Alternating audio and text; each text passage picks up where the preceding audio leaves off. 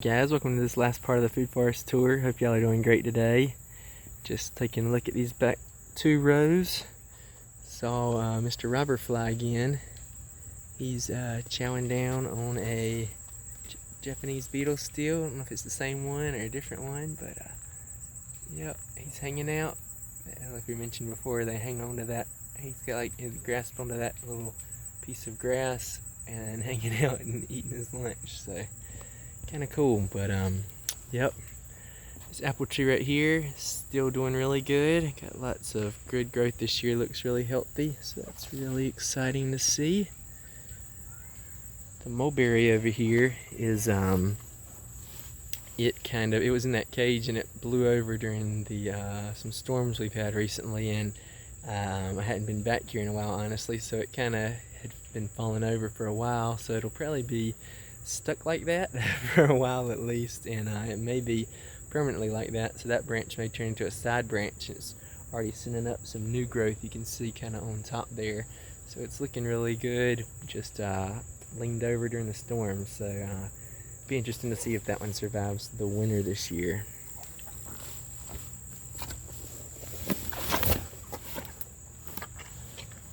The apple tree back there is barely making it. It's in mostly shade from that tree above it, so doesn't get a lot of sun, but it's still hanging on. I might harvest those trees maybe this winter or fall, so might give it some extra sunlight. One of the bean plants seem to survive. The rabbits, they seem to love chewing on those and eating them. I don't think I've have any beans left besides that one.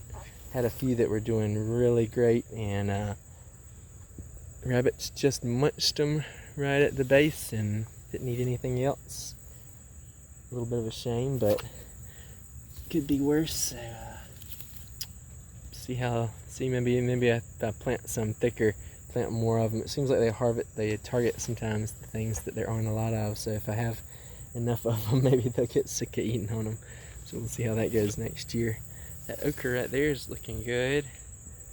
Got a lot of flowers there in that kind of center on there for that one, so it's kind of good to see. This is one of the apple trees that died right here, so is this one. They weren't very adapted to our area. Don't be afraid to kill some fruit trees.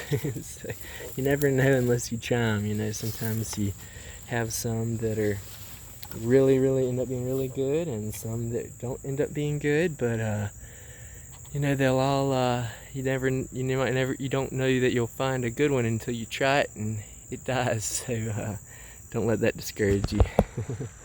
Mulberry's looking really good. Starting to put off some new growth now at the tips again after pausing for a little while. It's looking really healthy. It's crazy tall. It's got one branch way up there is so high.